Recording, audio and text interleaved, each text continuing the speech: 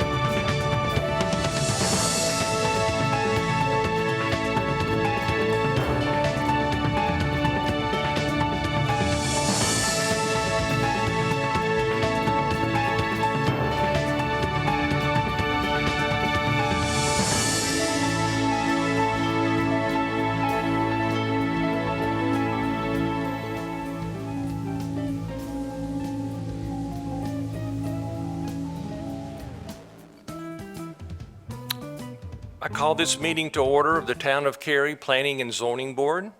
Thank you for joining us tonight. We are actually meeting in person in the Cary Council chambers.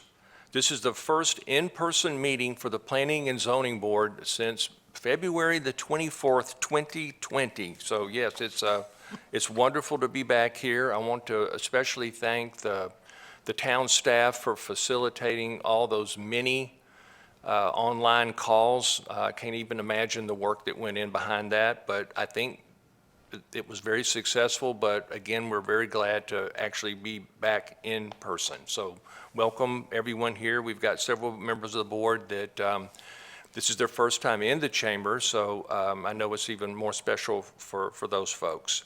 Our board clerk, Julie Mitchell, will now take a roll call for this evening. Thank you, Chair. When I call your name, please state present. Andy Coe is absent this evening. Jeff Moncrief, Present. Mary Jo Hill, Present. Don Hamilton, Present. Stephen Crutchfield, Present? Jessica Pearson, Present. John Sorrell, Present. Mike Roselli, Present. Jessica McClure. Present. Thank you. Just opening general remarks, just a reminder that the Cary Community Plan will continue to be the guiding document for this board. Our role here on this board is to function as a citizen advisors to the town council, who of course will make the final decision on all rezoning activity. Your citizens' opinions based on the community plan, the document, play a very important role in advising our town leaders. While this is a public meeting, please be aware it's not a public hearing. There is no opportunity for the public to speak during this meeting. If you have any comments about any of these cases, we encourage you to reach out to the town staff, case manager, or the applicant by email or phone. You may reach out to our board members through email, and you may also contact the council directly through email or in person during the public speaks out portion of any regularly scheduled town council meeting. During this session, we will call on each board member individually to confirm their vote on any motion, seconds, and they will all be obtained verbally. These meetings may be streamed live on the Town of Cary website and YouTube and are available online if you would like to view past meetings. The next item on the agenda is the adoption of the agenda. Would someone please make a motion to adopt tonight's agenda? Make a motion to adopt. Can I get a second? Second. Oh, thank you, Mary Jo. Thank you. We're going to kind of alternate back and forth on the sides of the table to keep things really simple. I know I blew everybody's mind with all the name calling on the Zoom calls, but it'll make it a lot easier here. So we'll start with you on this end, Jessica, for approval of the agenda. Aye. Aye. Aye. Aye. Aye. Aye. And I vote aye as well. Thank you. Is there a motion now to approve the meeting minutes from our January 24th session? So moved. Thank you. In second? I'll second.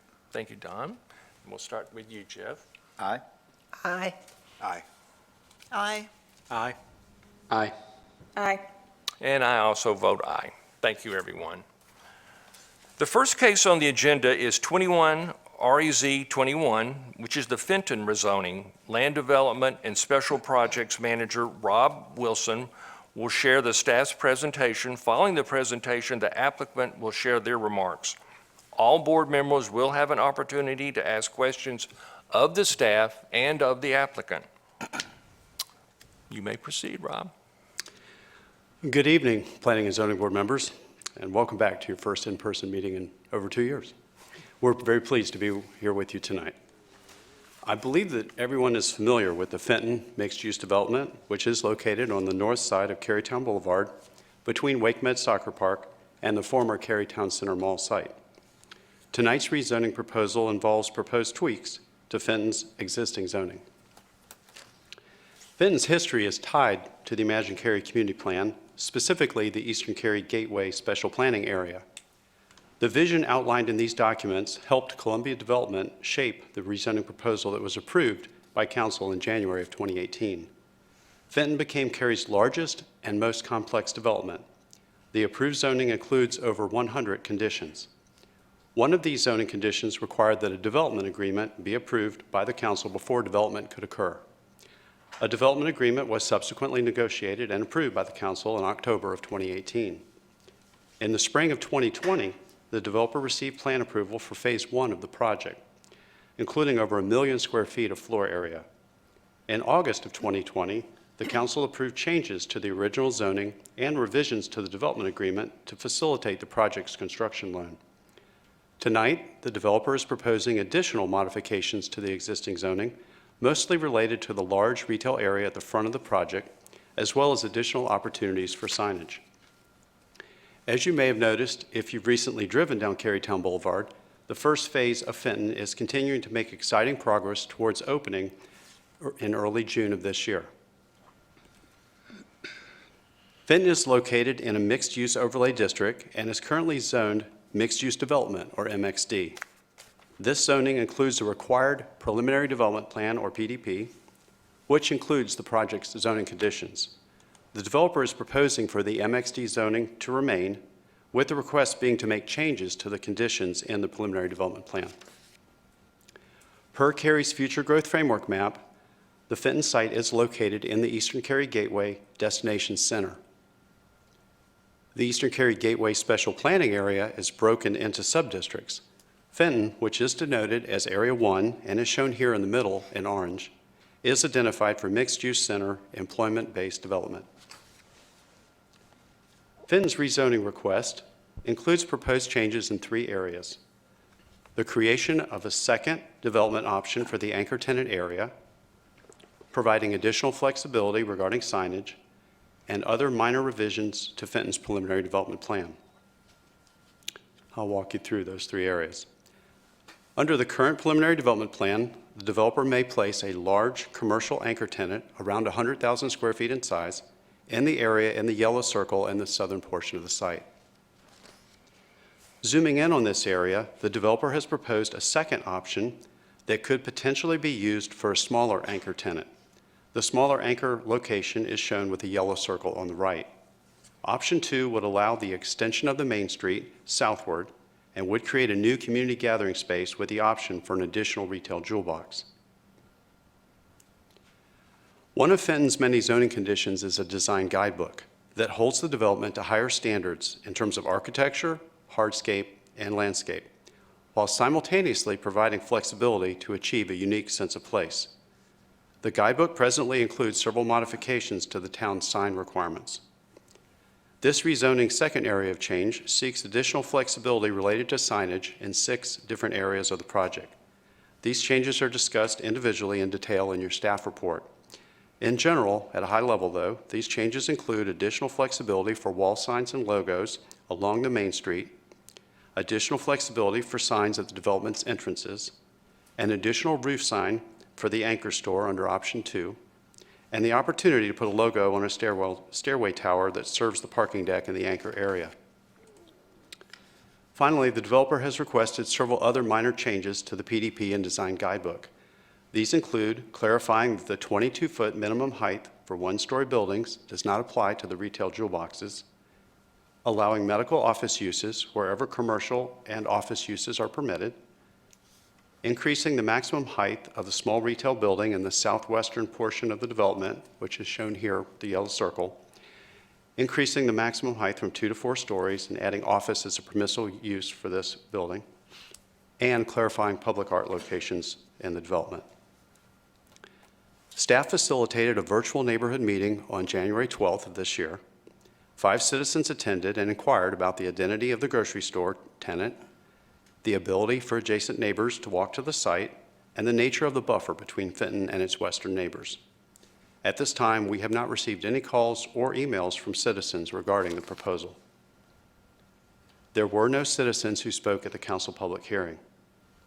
Concerns from council included the appearance of the anchor store rooftop from adjacent taller buildings and interest in either activating the anchor rooftop or making it green, the potential size of signs proposed on 3 of the parking decks, and the potential for medical office to be located in the retail jewel boxes.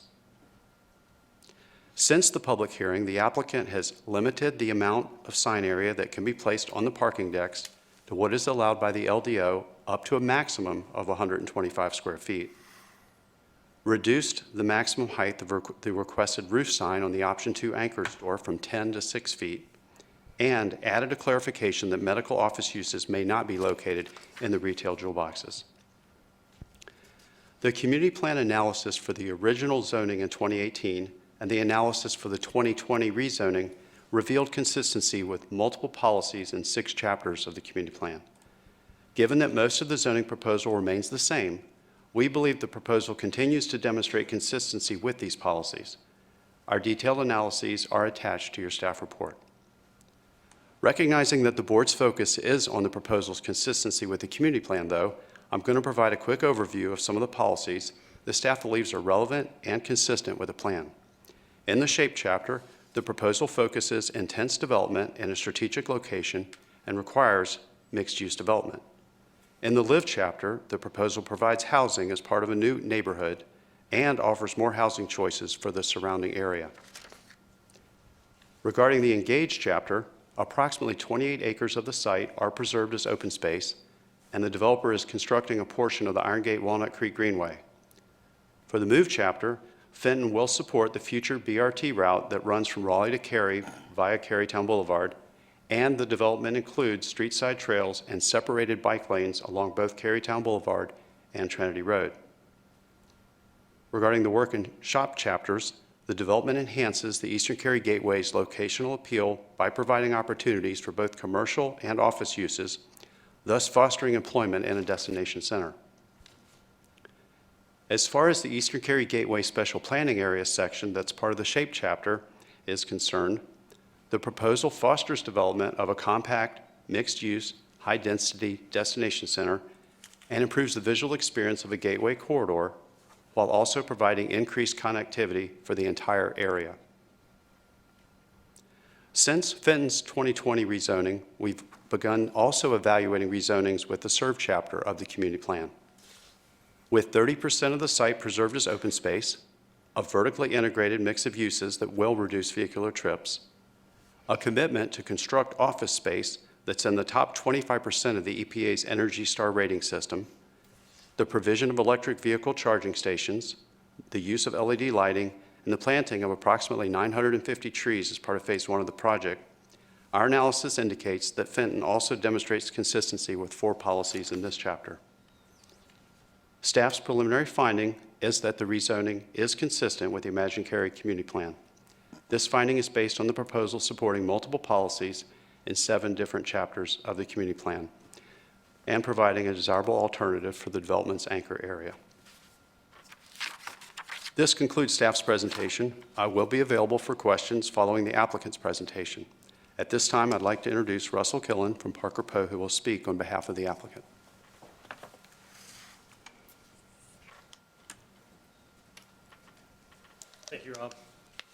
It's good to be here tonight. I'm Russell Killen with Parker Poe, represent the developer in this matter, and have Abba Goodwin and Paul Zarian, as well as Jessica Hardesty and Mark Frederick. Jessica's with McAdams and Mark's with Parker Poe. Here tonight, hope to answer any questions you may have. Unfortunately, or fortunately, your staff is very, very good, and Rob makes my job sometimes too easy, and I feel like I'm not earning my money because he gives very thorough presentations, has thought through all this. And so really, I don't have much to add to what he said, but we have our whole team here. We're happy to talk with you about any questions you have and see if we can give you any further guidance on anything you want to know. We feel very good about this request and are excited about a grand opening that should be around the 1st of June. So with that, I'm happy to answer any questions. Thank you. Now's the time for the board to ask any questions of staff or the applicant, and where did I last start? Jeff, you can lead us off with questions, please.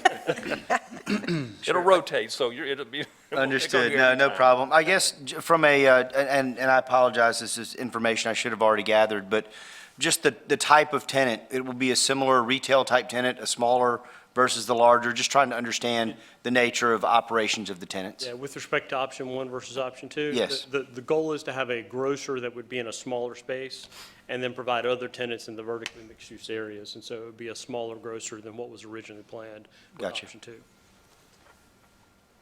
That's really all I had. Mary Jo. This is very thorough amount of information in the presentation, so I honestly do not have a question. No problem. Don? Just one quick one. The rooftop signage, what's that going to look like? The rooftop signage or the signage Rob was talking about that we adjusted? That Rob was talking about. Yeah. Go ahead. Move that for you. Sure. Give me just a second. We can show you an example. Fenton has installed a roof sign on the main street that we can take a quick look at as an example.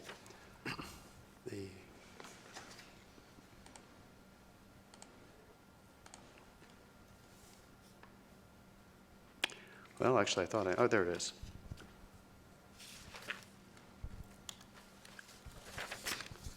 All right. There we go. On the right.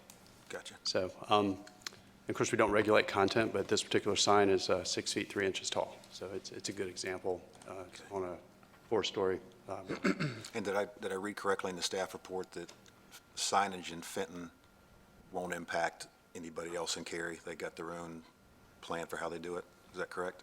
Fenton does have its own zoning district. Gotcha. And that was, council asked a very similar question, the county attorney I just want to explained make sure I that, understood that correctly. yeah, what occurs is unique with their zoning. Great. That's all I have. I was going to ask about the rooftop sign, too. I was just curious, you said there are 950 trees in Phase 1. How many trees are there in the total development? We don't have detailed construction plans for Phase 2 or 3 for the remainder of the project, so I really can only speak to what's included in Phase 1. Okay, thank you. Is that it? Yep, that's it. No questions. Mike? No questions. Jessica? No questions. Okay. Okay, I have a couple of questions. Just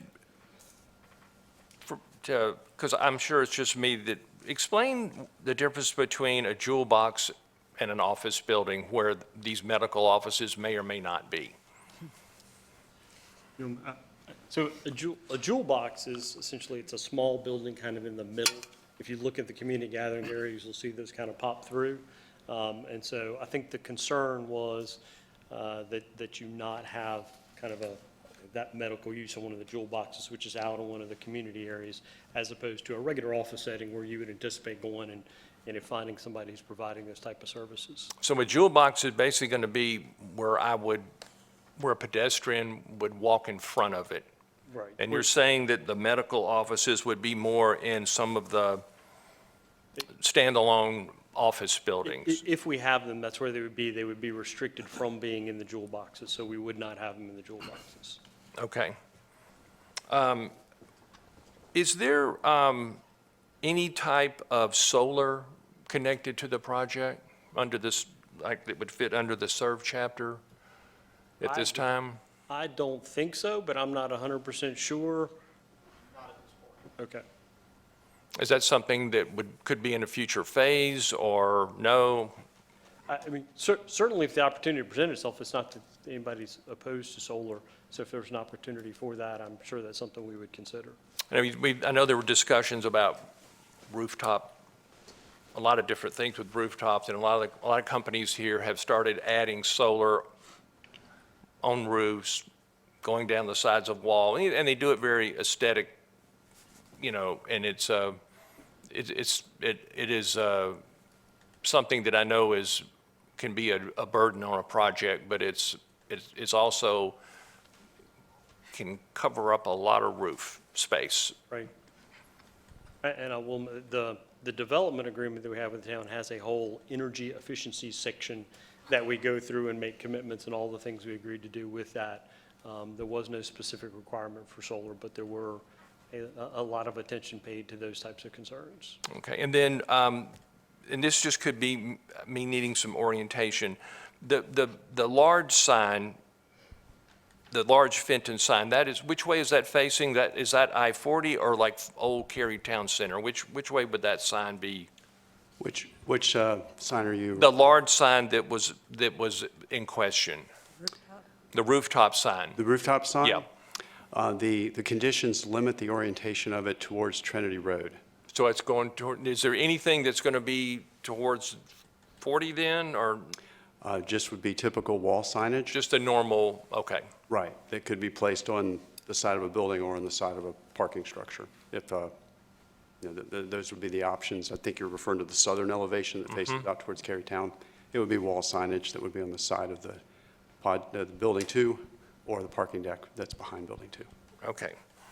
And let's see, I think that is it. Yep, that's all the questions I had. Thank you so much. Okay, thank you. Any other questions from anyone else? Everybody okay? Actually, I do have. Yeah, go ahead. One question. Sure. Not allowing medical office in the jewel boxes. Am I correct in assuming that doesn't negate maybe a retail-focused medical business such as a prescription eyeglass business? So it's an interesting, so you're referring to a business that has like an optometrist or an ophthalmologist? Sure. We would view that as a medical use, so that would not be allowed. That would be a medical use. Yes. Maybe to simplify it a little bit, the intent, as we understood with the original ask, was to have the ability to place a medical office use in the one-story retail along Cary Town Boulevard, and perhaps the building in the corner that's also proposed to have the maximum height lifted from 2 to 4 stories.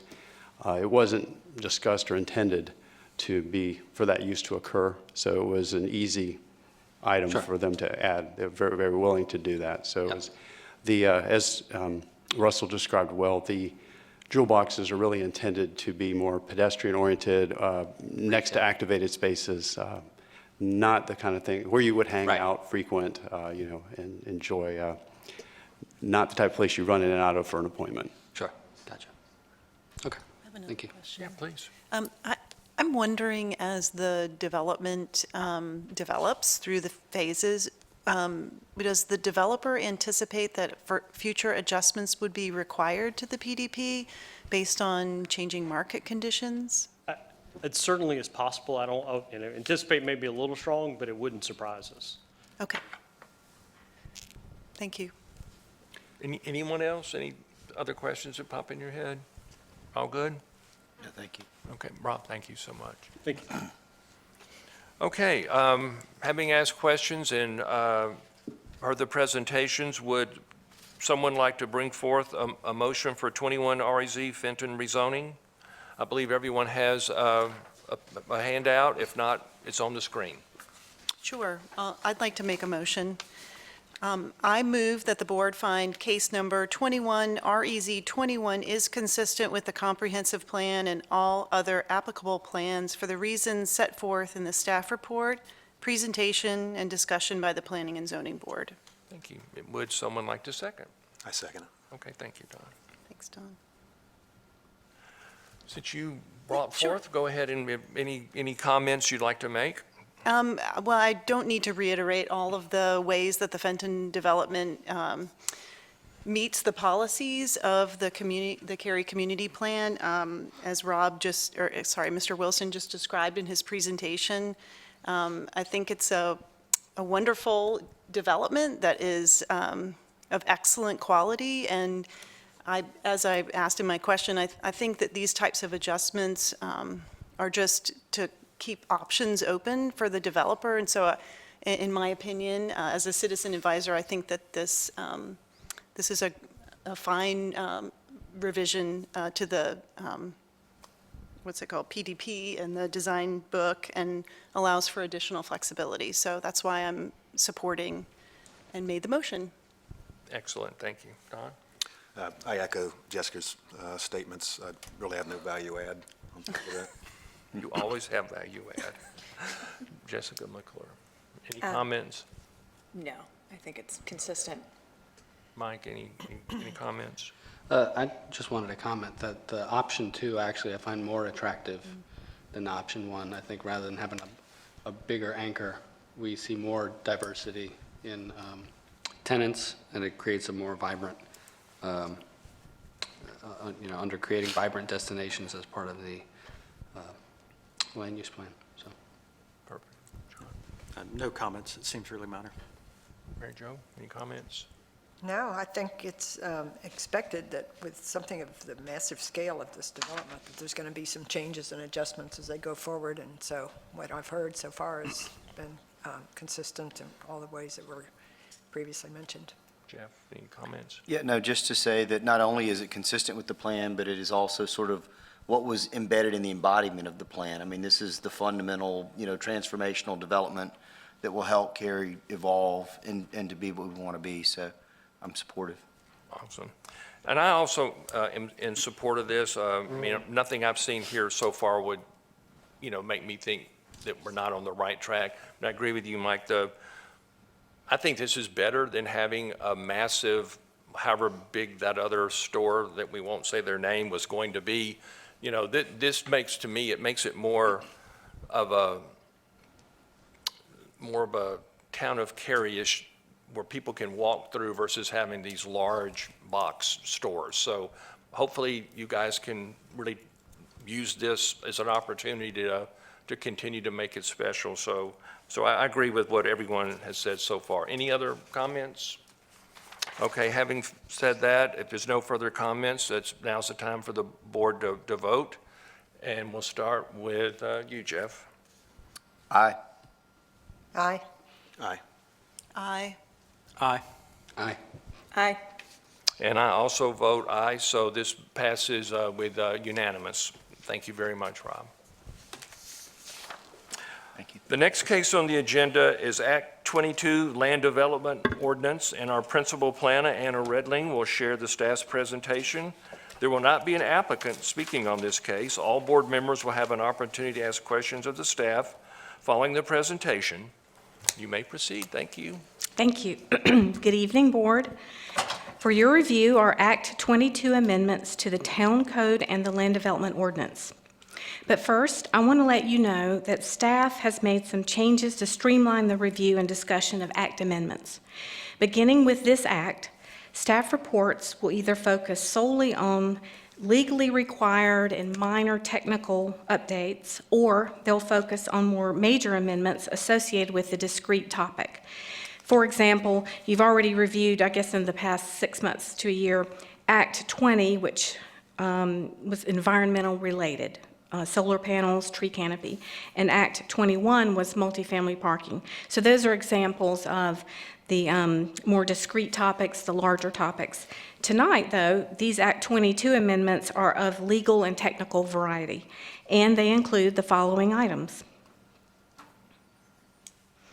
Item A proposes 2 legal updates to align the LDO with state regulations. Item B proposes 2 process improvements. And item C proposes a series of clarifications, text updates, and corrections. First, the 2 legal updates. The first one allows alternative mitigation options for UTB impacts.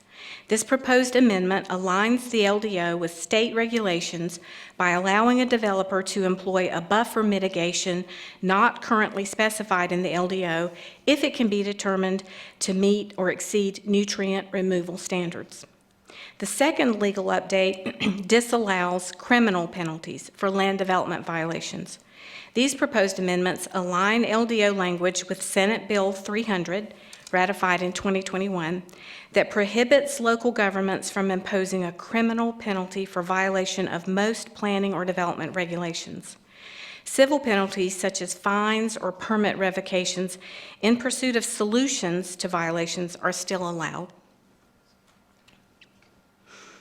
Next, there are two process improvements. With the first one, staff proposes to exempt public parks from the Walnut Street Corridor building and site design standards. These design standards were intended to create a sense of separation between new commercial construction and fronting Walnut Street and adjacent residential neighborhoods. But because a park and a residential neighborhood are compatible uses, staff feels these design standards are just unnecessary for parks. And item C comprises a series of corrections and clarifications. First, staff is updating the LDO and the town code by removing the word family from the description of detached dwellings and townhouses. So in the future, you may hear staff refer to single unit attached or single unit detached development. Second is a set of corrections and clarifications associated with staff's implementation last June of 160D, which you may recall was the overhaul of the general statutes pertaining to planning and development. And finally, there are several miscellaneous clarifications and corrections which are outlined in your staff report. And following the presentation, I'm happy to answer questions about these or the other proposed amendments. The Town Council public hearing was held on February 24th, and no speakers came forward. During discussion, council questioned the proposed terminology change from single family to single unit. Staff explained that the change in terminology is a modernization that acknowledges that family is not meaningful as a descriptor of a housing type because of the changing nature of the family unit. Council also asked whether the amendment to disallow criminal penalties for land development violations will change how we operate. Staff verified that disallowing criminal penalties won't change how we handle zoning violations. We never invoked criminal penalties anyway, but we'll continue to impose fines and require remedies such as replanting of vegetation that bring a violation into compliance with the LDO. Since the public hearing, staff has further refined some wording of the LDO Section 3.9 just to improve clarity and reduce redundancy. And we've identified additional instances where the terms site and/or subdivision plan need to be changed to development plan to standardize our terminology throughout the LDO. So, how do these act amendments relate to the Imagine Cary Community Plan? As Cary grows, the plan guides us with a vision, and implementation of that vision requires legally sound and clear ordinances. These Act 22 technical amendments align our ordinances with state laws and also clarify and improve our regulatory processes, changes that keep us on strong legal footing as we implement the plan. Therefore, staff believes these amendments are consistent with the intent of the plan.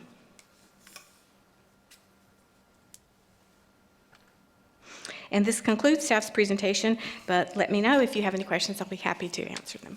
Thank you. We'll open it up for questions or comments from the board. Jessica McClure? No, I can appreciate the modernization of terminology and consistency across it. Mike?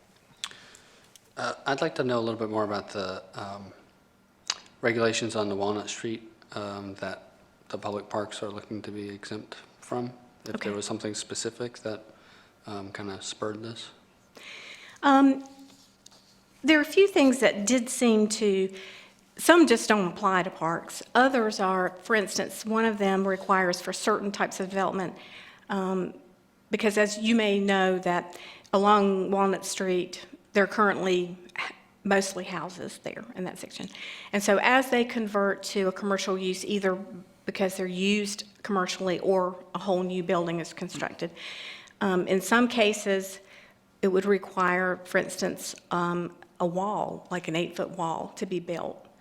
And we felt like, especially for parks, we're not trying to separate those uses like you would with a commercial use in the neighborhood, but rather be open to so that was one of them. Another one is there are certain requirements that buildings, that the front facade face Walnut Street of buildings, which makes a lot of sense if it's a new commercial building, it's open to the street, it interacts with the street.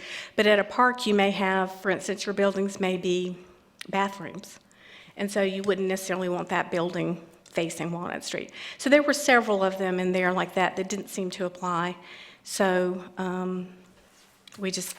it was, I guess, simpler just to exempt them from those design standards. Okay, thank you. That answered my question. Can you explain the acronym UTB? Yes, it's Urban Transition Buffer.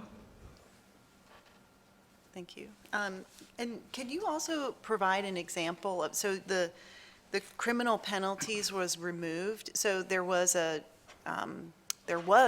potential for criminal penalties before this change? And what would be a situation that would, could you provide an example? Well, I think it allowed for criminal penalties. Our LDO allowed for criminal Allowed. penalties. But I think normally a criminal penalty, and I'll refer to our attorney if I get off track, but It's always best. So it's a little complicated. Good evening, everybody. It's nice to see you in person, by the Good way. evening. The way the law was written in the past was it was a default. If we had any ordinance, by default, a violation could be both a civil and criminal penalty. The General Assembly in the past few years have had an initiative where they're trying to cut down on the crimes that are prosecuted within the court system. So SB 300, which was the Senate bill that passed into law, switched that paradigm. So now, in order for an ordinance to be both criminally and civilly enforceable, you have to explicitly state that it has criminal penalties within the ordinance body itself. That applies to all of our ordinances town-wide. As part of the same initiative, they also removed the municipality's ability to criminalize certain types of ordinance, still with this idea in mind, where they don't want people in the courtroom, in the criminal courtroom, for certain violations. Our LDO had a few of those when it came to, we have stormwater regulations, we have, Scott was just reminding me, we had some drinking water stuff that's contained within our LDO, and so those technically we can't enforce criminally anymore, so we're cleaning up the ordinances to take out that language.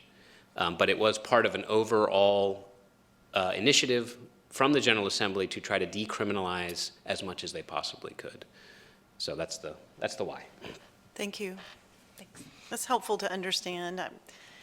I appreciate the fact that you guys are cleaning up the LDO and updating these things. and it's an ongoing process, really, because as more legislation happens, we continue to look at our ordinances and make them reflect and align with. Yeah. Thank you. No further questions. Don? Nothing. Mary Jo? Nope, I think we want to be legal. Oh, sorry. We do. And just along those lines, I assume the vernacular from family unit to, or, from family to unit doesn't change anything from a regulatory perspective. So whatever that is defined as, if you're violating current ordinances, then they're still being violated. Right. It focuses more on the style of housing rather than who might live in it. Gotcha. Yeah. It doesn't change anything in how Yep. we zone. Understood. Yep. Anything else? Nothing from me. So just for us as a board going forward and listening to you folks when you come in, and what terms now will we really hear differently? Is that the main thing with the change of the term family? So if we're talking about a development that's got, we don't even use the word, but I'll do it here, apartment. So we'll call that, we'll still say multi-unit. How are we going to describe things going forward? And those are good questions. We talked about that too. It's very difficult to stop saying single family. And we're saying single unit or multi-unit, or simply, really more descriptive would be detached dwellings, attached dwellings. Attached dwellings could be multi-unit apartments, or they could be multi-unit condominiums. So really getting to describing what the actual building is. Actually, in a way, just clarifies it more for people who are listening, like, what does multifamily even mean? We don't know. Well, we do know what attached units or multiple units in one building means, so we're going to use that language more. So like, and I'm just doing this so that, you know, we'll all know what everyone's talking about. So in the future, if we're talking about like a townhouse development, those then can be detached, right? But they're in a, you know, so it's gonna be tricky. You guys are gonna have to probably lead us through this to make sure we're all following. Yeah.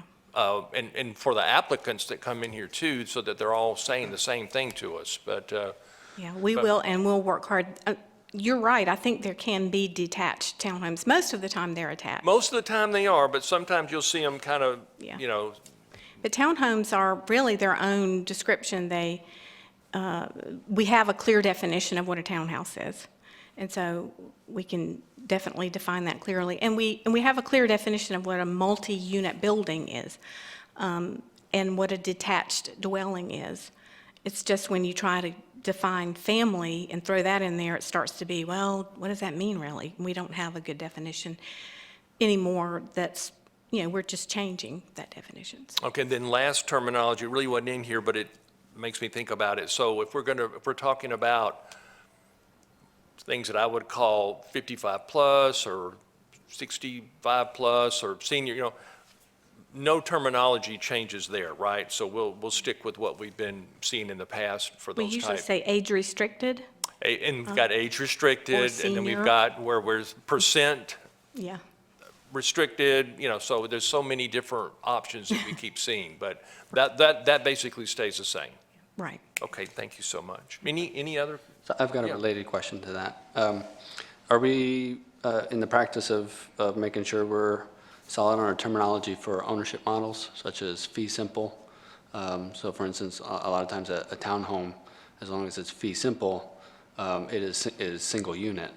But if it's, the whole building's one piece of property, then all of a sudden it's multi-unit. Right. Is that correct? That's correct, and that doesn't change. Correct. Okay, good. And is it fair to say most of this is kind of driven by the state passing laws, and which really then forces you to update everything we have? In this case, I think there's just a general trend overall toward acknowledging that family is difficult to define, but it was not a state mandate. We're just trying to stay really ahead of the curve and make sure that we are being clear and we have sound, that we don't use something as a descriptor for which we don't have a very good definition. Understood. Okay. Anything else from anyone? Thank you so much. Thank you. At this time, would someone care to come forward with a motion for Act 22 Land Development Ordinance? I believe you have hard copy and on your screen. I'll make a motion. Thank you. I move that the board find Act 22 amendments to the Town Code and Land Development Ordinance to be consistent with the comprehensive plan and all other applicable plans for the reasons set forth in the staff report, presentation, and discussion by the Planning and Zoning Board. Would someone like to second? A second.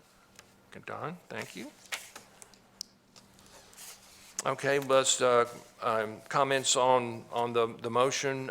Mary Jo, you should go first since you made the motion. Well, I appreciate, again, the need to be compliant with how things may have changed from the state statutes and such, and as well as being sensitive to the fact that our communities are changing and that we're defining things in a way that's appropriate for how the property is being used versus, I think you put it, rather than who's occupying it. And that makes perfect sense to me. So, and then the rest of these, which are, getting more in the weeds.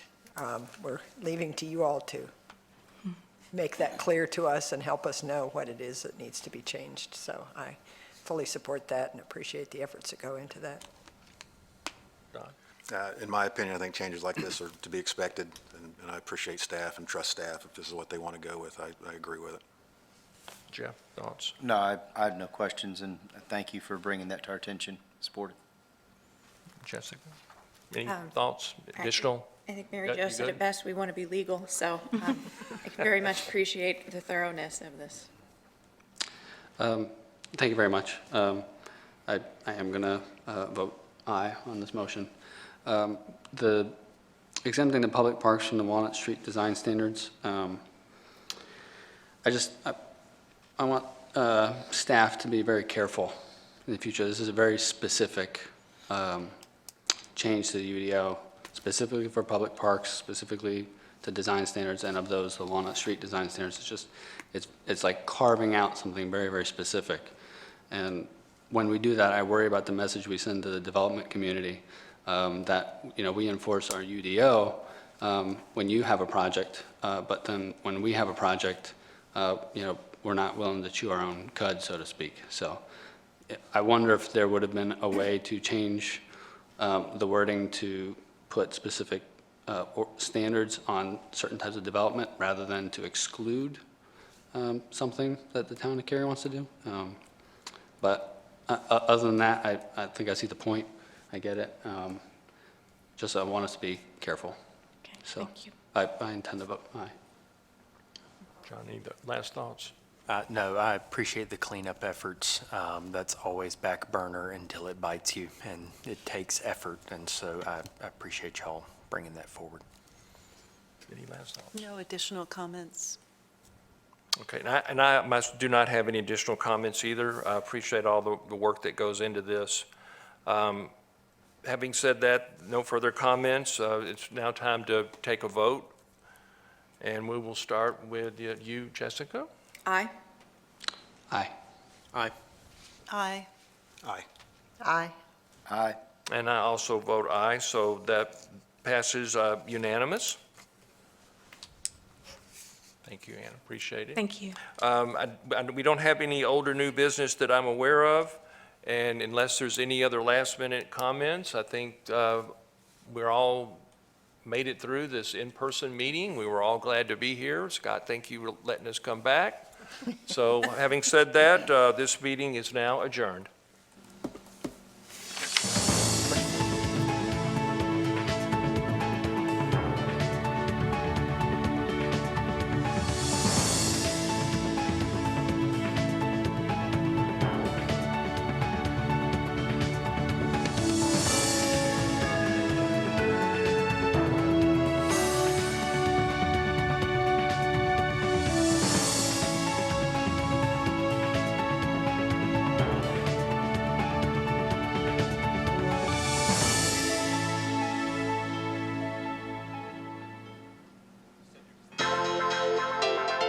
This has been a production of Cary TV. Visit the Town of Cary's website at townofcary.org.